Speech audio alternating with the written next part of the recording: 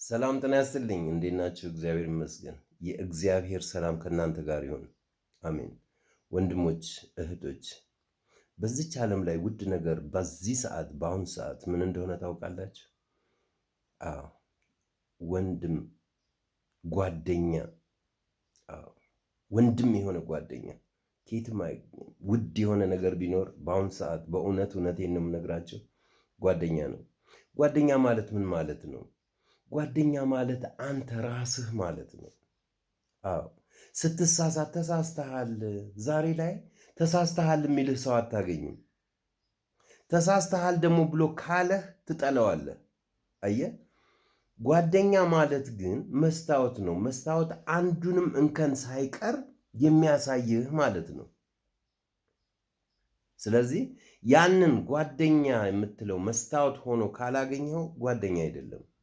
እውነቴን ነው የምነግርህ። እናጥፋ፣ እሺ እናጥፋ፣ እንሂድ፣ እሺ እንሂድ፣ እንቀመጥ፣ እሺ እንቀመጥ፣ እከሌ እንመቀኘው፣ ይህ እከሌ እኮ መጥፎ ሰው ነው፣ አዎ መጥፎ ሰው ነው። ይህ ጓደኛ አይደለም፣ ወደ ገደል እየወሰደህ ነው። ጓደኛ ማለት መጥፎ ነገር ስታስብ ተው እንጂ የኔ ወንድም እግዚአብሔር አይወደውም የሚልህ ያ እውነተኛ ጓደኛ ነው።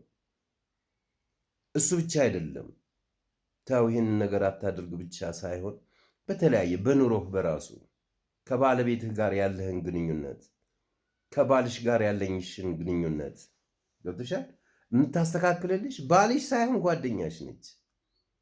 አዎ፣ አንተም ሚስትህ ሳትሆን ማለት አትሆንም ማለት ሳይሆን ጓደኛህም ጭምር ነው ማለት ነው። ጓደኛ ማለት በሁሉ ነገር ውስጥ በህይወትህ ውስጥ የሚገባ ማለት ነው። ያ ታዲያ ውድ አይደለም? አዎ።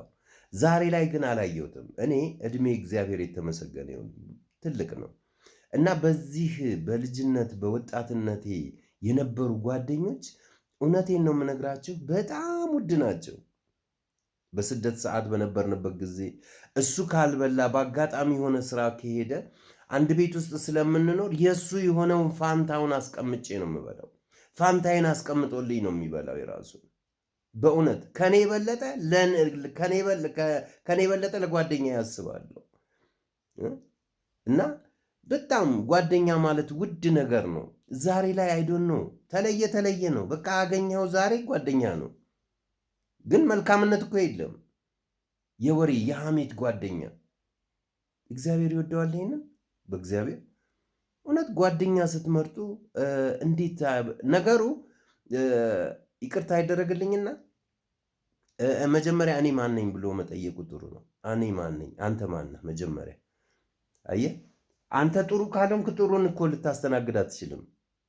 ጥሩ መሆንህን ማረጋገጥ አለብህ ፈርስት ኦፍ ኦል። እና መጀመሪያ ከራስህ ነው የሚጀምረው። ያ ጥሩነት ከምንድን ነው የሚመጣው? ትንሽ ልበላችሁና ልዝጋ። ያ ጥሩነት የሚመጣው ከምንድን ነው? እግዚአብሔርን ከመፍራት ነው። እግዚአብሔርን መፍራት በምንድን ነው? አሁን ጾም ላይ ስላለን ጾም ስለሆነ መጾም ብቻውን ዋጋ የለውም። ለምንድን መስገድ አለብህ። ካልሰገድክ የሚሄድ አይደለም። ጾም ለምሳሌ የምትለው ነገር ስጋህን ለመገሰጽ ነው ጾም። ኦኬ። ጸሎት ደግሞ ማለት እግዚአብሔር ሆይ ይሄንን ስጠኝ ማለት ነው አይደለም እንዴ? ኦኬ። ይሄ ከሆነ ለእግዚአብሔር የሚደርሰው ምንድን ነው ታዲያ? ለእግዚአብሔር የሚደርሰው ምንድን ነው? ስግደት ነው። ስገድ ለእግዚአብሔር ለፈጠረ ጌታ። አዎ። እንዴት ነው እኔ ቤቴ አይመችም ምናምን የምትለውን ነገር ትተውና በስተምስራቅ ትዞርና ምስለ እግዚአብሔር ምስለ አማኑኤልን ምስለ ሚካኤል ጊዮርጊስ የተለያዩ አድኖ ምስሎችን ፊትህ አድርገ መስገድ። የዛን ጊዜ ምን ይሆናል? ሙሉ ይሆናል። ለእግዚአብሔር ሰገድክ ማለት ነው። ይሄንን የምታደርግ ከሆነ እግዚአብሔር ደግሞ ወደ እግዚአብሔር ሰግደሃልና ቀኙን ይመራሃል። አየህ፣ መጀመሪያ እኔ ማን ነኝ ብሎ መጠየቁ መልካም ነው ያልኳችሁ ለዛ ነው። አንተ ጥሩ ሳትሆን ጥሩን ማስተናገድ አትችልም። ጥሩ ሆኖ ቢመጣብህ መጥፎ ሆኖ ይሰማሃል። ስለዚህ ምንድን ነው የምታደርገው? አንተ መጀመሪያ ጥሩ ነህ ወይ? አዎ። እርግጠኛ ሆኜ የምነግራችሁ ነገር ቢኖር አንድ ሰው ጾሞ ጸልዮ ካልሰገደ ብዙ ነገር ይጎለዋል። በቃ ቤት የሌለው ምሰሶ ማለት ነው። ስለዚህ ወንድሞቼ ጓደኛ ማለት ውድ ነው።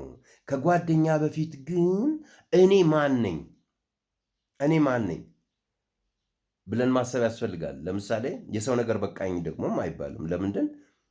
ክፉ ያደረገ ሰው ነው። አንተ ሰው ነህ አይደለም? ደግም የሚያደርገው ሰው ነው። ክፉም የሚያደርገው ሰው ነው። አንተም ሰው ነህ። ስለዚህ ከሰው ወዴት ነው የምትርቀው? ያለብህ ምንድን ነው? ሰውን እንዴት እንደምትጠጋ፣ ከሰው መራቅ አይደለም፣ ሰውን እንዴት እንደምትጠጋ እኔ ምንድን ነው ጸባዬ ብለህ መጠየቅ አለብህ። ለዚህ ሁሉ መፍትሄው ግን እልሃለሁ፣ እውነቴን ነው የምነግርህ፣ የጥላቻን መንፈስ ልታስወግድ የምትችለው በስግደት ነው። እና ስገድ። እግዚአብሔር ከአንተ ጋር ይሁን። እመብርሃን ወላዲተ አምላክ ትርዳህ።